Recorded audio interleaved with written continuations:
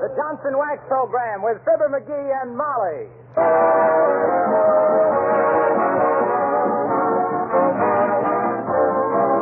The makers of Johnson's Wax and Johnson's Self-Polishing Glow Coat present Marion and Jim Jordan as Fibber McGee and Molly, with Bill Thompson, the King's Men, and Billy Mills Orchestra. The show opens with, "Ooh, What You Said."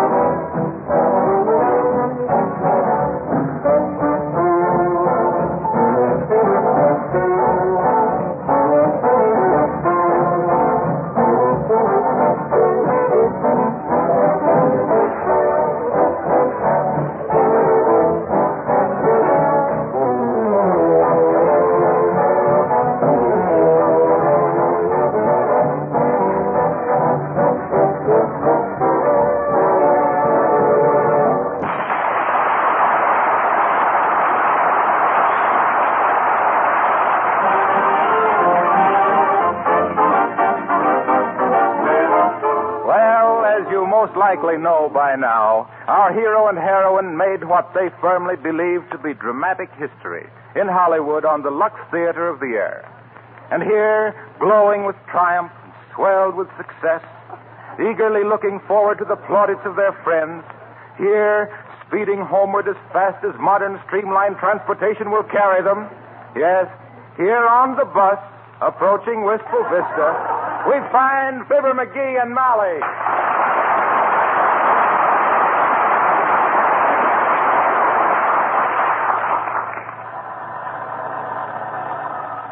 Any sandwiches left, Molly? Well, let me see. Yes, dearie, just one. Boy, it's lucky we're almost home. We'll just about make it. Just one sandwich, you say, huh? Yes. Do you want it, McGee? Oh, no. You go ahead and have it. No, you have it. No, you. No, you. Oh, stop this. Why don't you have it, Molly? Well, I don't know. Aren't you hungry? Oh, I can wait. Well, so can I.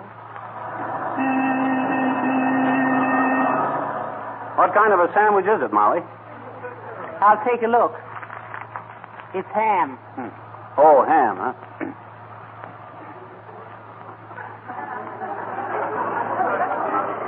With mustard? Well, let's see. Yes, with mustard. You don't like them with mustard, do you, Molly? Whatever gave you that idea? That's the only way I do like a ham sandwich. Oh, well... Oh, shucks, go ahead and eat it then, Molly. Unless it's too stale by now. I'd hate to have you eat a stale sandwich. Personally, I don't mind stale bread. I kind of like it, in fact. I do, too. You do? Well, let's feel of it. Say, that ain't so stale. I know. I had it wrapped up pretty well in wax paper. There's nothing like wax to preserve things, is there? That's what I hear, and from a very reliable source, too. They say that... Oh, heavenly days, McGee, let's quit stalling. Here, eat the sandwich. Oh, no, I ain't gonna. You eat it. But quit waving it at me. Well, don't shove my hand away like that. Oh, look out now. Oh, shucks, you dropped it on the floor. I'll get it. McGee, leave it lay. It's all dirty by now. I know it. I just wanted to shove it under the seat so we wouldn't trample all over it. And still on your sandwich under the seat with all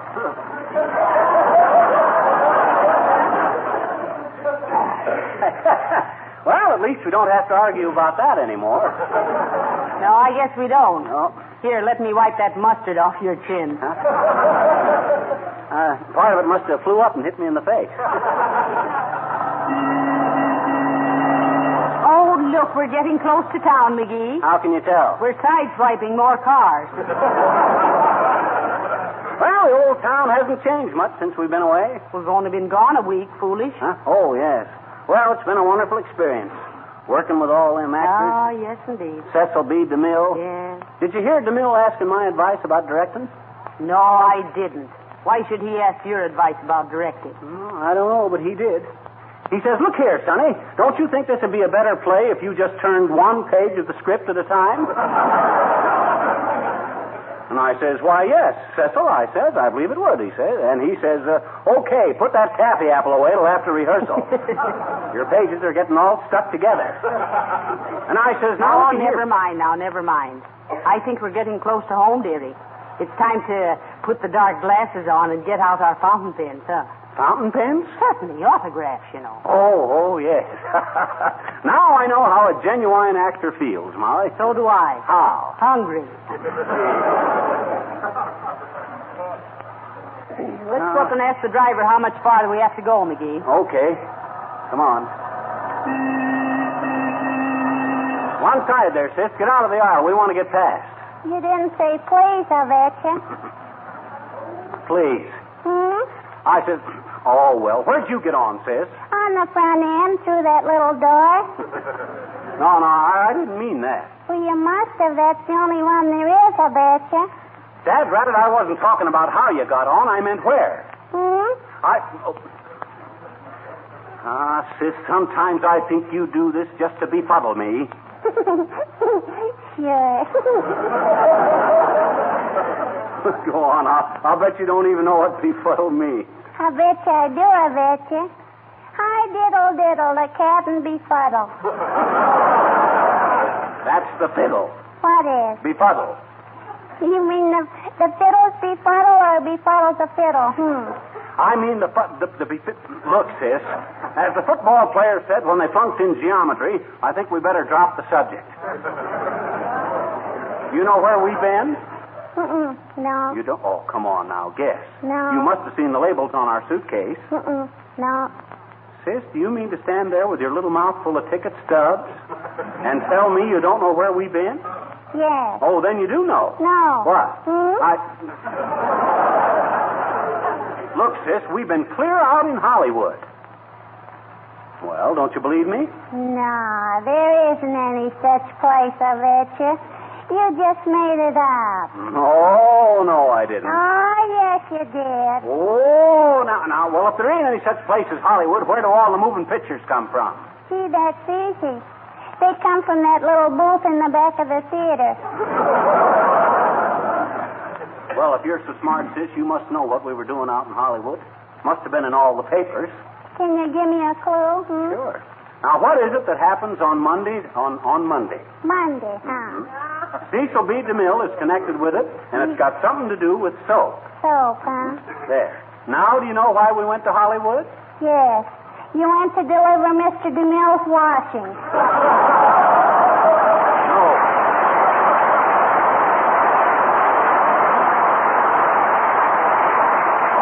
Well, come on, dearie. You can't make an impression on anything that small. I'll bet she's cute out in the garden in her little sunbonnet, giving the bees and the flowers the lowdown on life. Say, McGee, do you want me to talk to the driver, or will you? Oh, you ask him, Molly. Men drivers are more used to having women talk over their shoulders. All right. Oh, driver. No, lady, we don't stop again until we get to the station and then... But now, driver. You should have thought of that in the last stop.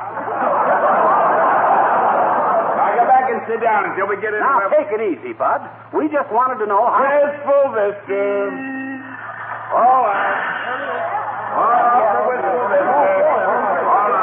Come on, McGee.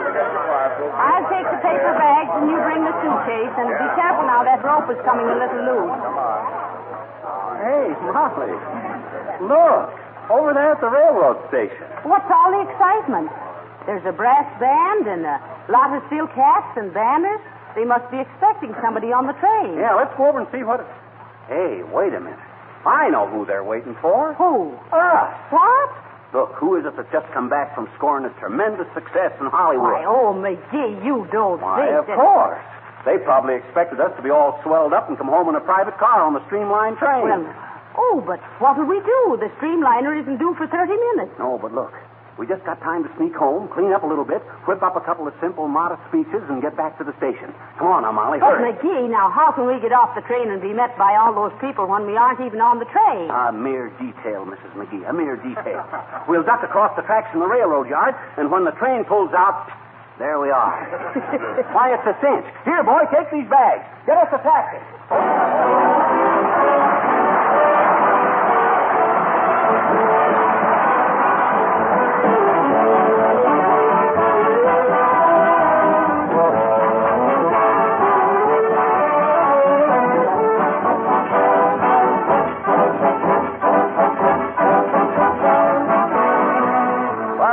For Fibber and Molly to return, I'd like your attention for just a minute. Here's some great news from Racine. Listen to this letter. It reads, "Don't forget to tell our listeners about the new consumer dividend we have just declared for all our loyal customers. A dividend of 1/3 more for their money when they buy Johnson's self-polishing glow coat and Johnson's paste or liquid wax. Tell every housewife that right now on most dealers' counters, she will find extra large packages of Glow Coat and Johnson's Wax containing 1/3 more than the regular sizes. She pays only the regular price. The extra 1/3 is her free consumer dividend. Tell her we declared this dividend in appreciation of the way she has been buying these famous polishes. This offer is good on all important sizes, pints, pounds, quarts, gallons, and so forth, but only while the supply of these extra large packages lasts. Tell her to hurry if she wants to get 1/3 more free next time she buys Johnson's Glow Coat or Johnson's paste or liquid wax."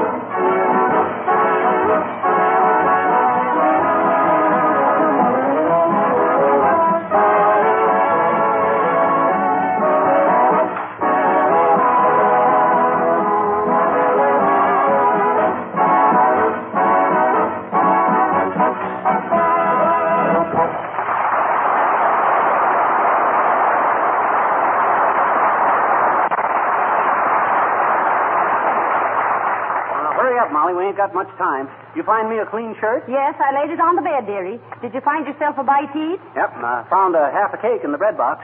Heavenly days, I baked that cake for my birthday 2 weeks ago. Oh. Wasn't it pretty dry? Yeah, it was too dry to eat, but the candles were good. If I get the wick-ups, you'll know what done it. Don't you get it, Molly? Wick-ups, hiccups? Ain't funny, McGee. I shouldn't have explained it. Should have left it for the smart ones. Now, McGee, that train's due in 20 minutes. Better hurry and shave. Shave? And wash all this makeup off? Well, then, Mr. Muni, if you're going to leave that makeup on, you better touch up your eyeshadow a little. Why, what's the matter with it? I had the best makeup man in Hollywood apply that there eyeshadow there. That was quite a while ago, dearie. It isn't quite even now. Huh? Your right eye looks dreamy and your left eye looks sinister. Well, I'll tell them I was playing a dual role. I'll say, how about my speech? I suppose I got to say something to the welcoming committee. Well, you Let's should. see now. Yeah. Folks, that's kind of homey and democratic. Yeah. Folks, I wish to thank you for this tremendous ovation on behalf of myself and my supporting cast, Molly McGee. We're glad. Where do you get that supporting cast? What am I, a splint on a broken leg? Oh, well, shucks, this is just tentative. Oh, dear, don't answer it. Well, I'll peek through the curtains. Oh, it's Billy Mills and Uppy. Shall I let him in? No. Goodness, no. She's too gabby. We'd never get to the station. Why does she keep coming around here anyway? We don't encourage her any. To her, we're just common people. Search me. Water ought to seek its own level, even if it is just a big drip. Hey, take a peek at the tender way she hangs on the Mills, will you? Yeah. Like she was a campfire girl and he was her marshmallow. Quiet, dearie, not so loud. Oh, apparently the McGees are still awake. Well, let's not linger any longer, precious. Oh, Okay, if that's the way you feel, Bubbles. I just thought this gazebo might give me the lend of a swallowtail suit till mine got here. Oh, really, I don't think Mr. McGee has one to lend you. He always struck me as being a rather uncouth person. Well, you hear that, Molly? I like that. Don't you worry, dearie. You're just as couth as any man in town. Yes, couther, in fact. And Mrs. McGee, oh, my. Did you ever notice the way she dresses? Positively dowdy. Howdy, Dowdy. Well, there's no use sticking around this dot any longer, Cookie. We'll come back tomorrow and borrow McGee's outfit. Oh, you will you? Oh, Dr. Mills, may I call you William? Just call me Willie. Well, then, Willie, now that we're alone, there's something I've wanted to ask you for a long time. Hey, what's this? I don't just know how to say it, but this being leap year... Heavenly day she's proposing to him, McGee. And seeing that you and I... Well, that is that I and you are... Well, rather we are... Oh, Willie, can't you see what I'm driving at? You women drivers. What is it, Bubbles? Oh, tell me, Willie, is it true that you sleep with your mustache in a snood?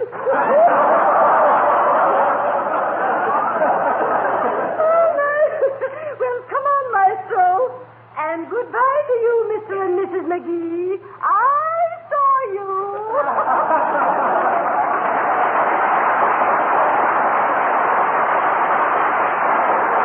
Why, McGee, they knew we were here all the time. The dirty eavesdroppers.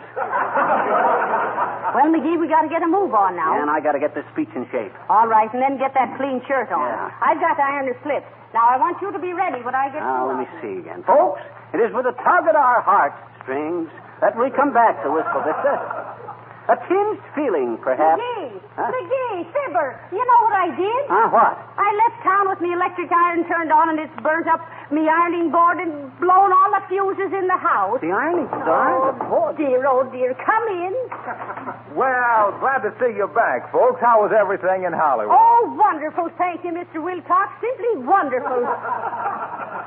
Great place, Hollywood, Harlow. Those people do anything to make you happy. Why, I happened to say to a guy Sunday, I says, look, Bud, I says, what's so unusual about this California weather? I says, and you know what? In 10 minutes later, they put on an eclipse of the sun. Well, look, Molly, did you meet Clark Gable? No, but when we were down at the beach one afternoon, I did sit in one of his rowboats, I did. Molly, that CG painted on that boat meant Coast Guard. But if you'll excuse me now, Harlow, we got to get going because What's your hurry? Well, confidentially, there's a big crowd at the railroad station to welcome us, Mr. Williams. Yeah, they didn't know we were coming home by bus, and I ain't even got my speech ready. I got to get going. Well, hey, wait a minute. I can help you with your speech, Fibber. I've spoken from practically every floor in town. Oh. Now, look, Fibber, all you have to do is be straightforward, sincere. Let them see that success hasn't changed. Oh, I thought of that. And then say something like, folks, we know that one big broadcast is not a real test of our dramatic ability. Fine. Why, we've no more than scratched the surface. Look out. And surface scratches on floors and furniture can easily be avoided by using Johnson's wax. The finest protection that money can buy for all wood surfaces. Good housekeepers everywhere say that Johnson's wax is the greatest... Where are you going, Fibber? I'm going to see if I can have as much success changing my shirt as you have changing the subject. Okay. I try to give you a little friendly help, and you walk out on me. So you've gone Hollywood, eh?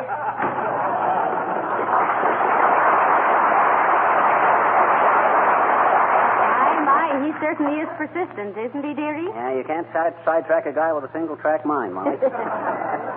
Where'd you say you put my shirt, Molly? On the bed, dearie. And while you hurry and change, I'll make a quick cup of coffee. Oh, no, I can't either. There's no electricity. Dad, rat it, we got more stops than $1 million pipe organ. I said that line right.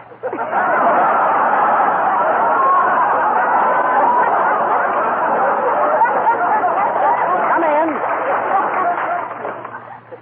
Hello there, Johnny. Hello, daughter. Want to buy any books? Got some dandy ones here. Here's a good one by James Joyce. Smart young feller. Writes nothing but double talk. No, thank you, Mr. Oldtimer. I don't believe we want any books today. Hey! We don't have much time for reading these days, my good fellow. Theatrical work, you know. Oh, theatrical work, eh? What you in, kid? Burlicue? No, we ain't in Burlicue. Heavenly days, I hope not. No. Imagine me, Gypsy Rose McGees. Yeah, imagine that. Well, what's so funny about it? I suppose you think I haven't got the... No, I suppose you mean I... No. Well, what do you mean? Oh, why, shucks, Molly, I was only trying to be Well, what are you waiting for? Who? Me, Johnny? Yes, you. As the lumberjack says to the redwood tree, I think you've been standing around here long enough. That's pretty good, Johnny. But I heard a slightly different version.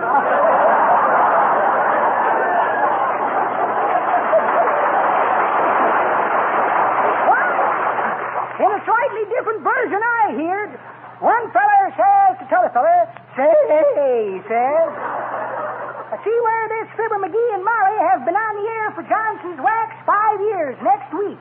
That's so, says t'other feller. I like that program. I like it because it's clean. Well, says the first feller, why shouldn't it be? They're just about washed up.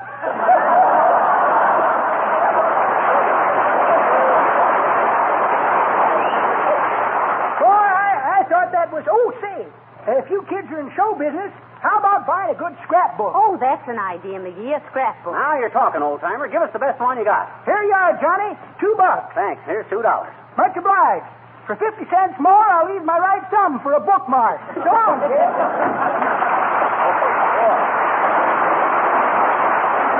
Well, Mom, our first scrapbook.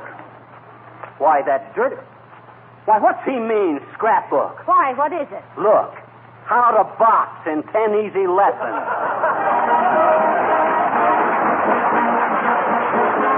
The King's Men singing a medley from Pinocchio. Why does the gay little dicky bird sing? Tweet, tweety, tweet, tweet, tweet, tweet. Who puts the sing in the butterfly's wing? What's the reason for the smile of the troubadour? Why does the breeze have a barrel of fun?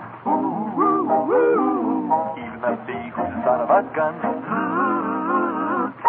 Here's the wherefore and the why. They got no strings, neither have I got no strings to hold me down, to make me fret or make me frown. I had strings, but now I'm free. There are no strings on me. Hi-ho, the merry-o. I'm as happy as I can be, and I want you all to know nothing ever worries me. I've got no strings, so I have fun. I'm not tied up to anyone.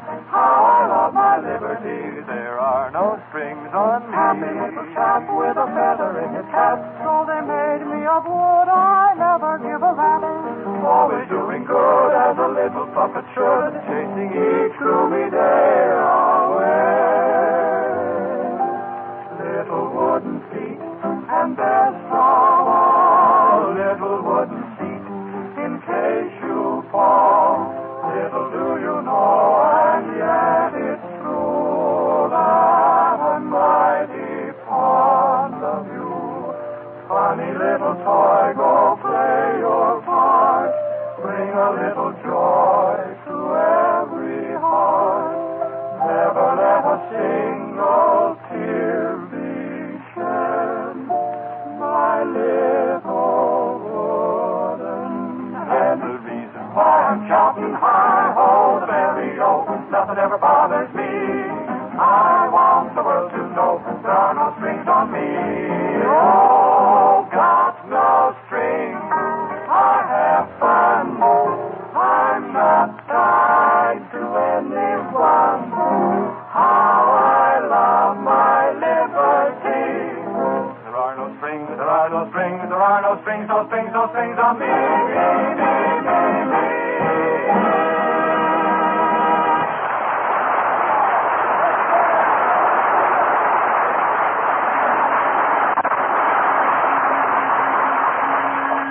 Come on, McGee, here's our taxi. taxi. Grab the suitcase. Okay, I'm coming.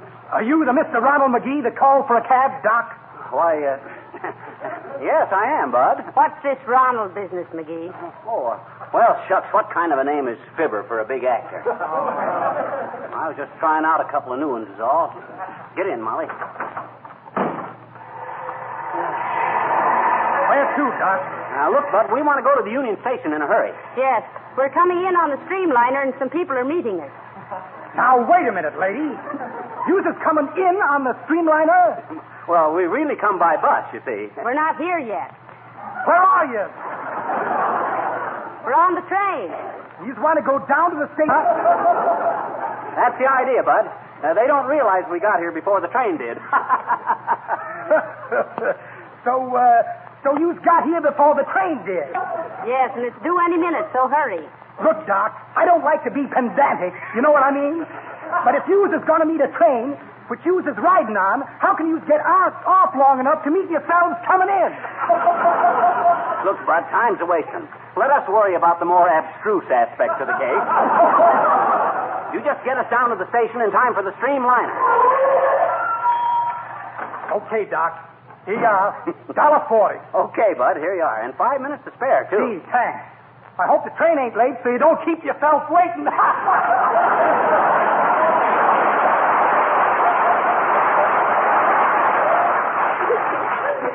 Come on, Molly. We'll sneak around this way and walk a block or so up the track. Oh, look, McGee. Huh? They're raising the welcome banners. The train must be about due. Aren't you excited, Dee Dee? Oh, yeah, kind of. Folks, we're glad to be back among with you. Or no. Folks, this tremendous ovation... Oh, come on, Molly. Let's sneak a little closer to the crowd. There's so many we won't be noticed. Keep your hat down over your eyes, dearie, so they won't recognize you. Okay.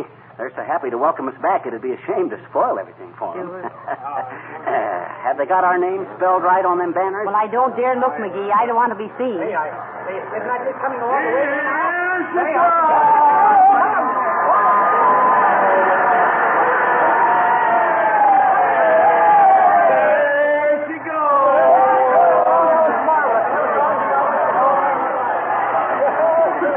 Didn't even stop. You and your ideas. Well, what'll we do now? Well, come on across the tracks, Molly. You know you're disappointing all these people. We'll tell them we got in early. Hello, everybody. Oh, here we are. Here's Gildersleeve. Hey, Gildersleeve, here we are. Well, hello, folks. Wasn't it wonderful? Did you see her? Wait a minute. Where's everybody going? Tell them to come back. See who? Mrs. Roosevelt. She just passed through on the streamliner. Oh, dear, and I thought this was my day. Well, it certainly was an inspiring sight, McGee. Yeah. Well, come on, Ma. The balloon's gone up. Well, I see you're all dressed up and have your suitcases with you. Are you going someplace, McGee? Going? We've been. Is that so? Say, didn't you listen to the Lux Theatre of the Air? Didn't you hear that big dramatic play they did? Didn't you pay attention when Cecil B. DeMille introduced the stars? Why, no, I didn't. In fact, nobody in town did, McGee. What you mean? Well, some darn fool went away from home and left an electric iron on and blew out every fuse in town.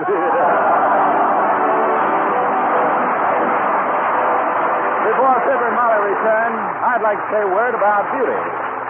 Smart women know that it's important for them always to look their very best for their own satisfaction and to make the proper impression on their friends. That's the reason for facials and permanents and all stuff like that there, as Fibber would say. Smart housekeepers know, too, that it's important to have their homes as attractive as possible. This doesn't mean expensive furnishings. It can be accomplished easily with very slight expense by giving floors, furniture, and woodwork that rich, mellow, glowing beauty that comes with the regular use of genuine Johnson's wax. Johnson's wax protects as well as beautifies, and it saves housework throughout the year. Dust and dirt cannot collect on a smooth wax-polished surface. That's why Johnson's wax has so many extra uses for protecting windowsills, lampshades, picture frames, leather goods. You can make your home more attractive and save yourself work with a regular use of genuine Johnson's wax, paste or liquid. Just imagine, McGee, next week we've been 5 years on the air for Johnson's wax. Funny you should mention that. I just got a telegram about it from one of our listeners. Did you really? What'd he say? Oh, here, I got it with me. He says, my family have listened to you faithfully for past 5 years. feel that there is strong bond between us. Oh, isn't that sweet? Yeah, but listen. He says, because we never go anywhere on Tuesday night. And neither does your program. Good night. Good night, Hog.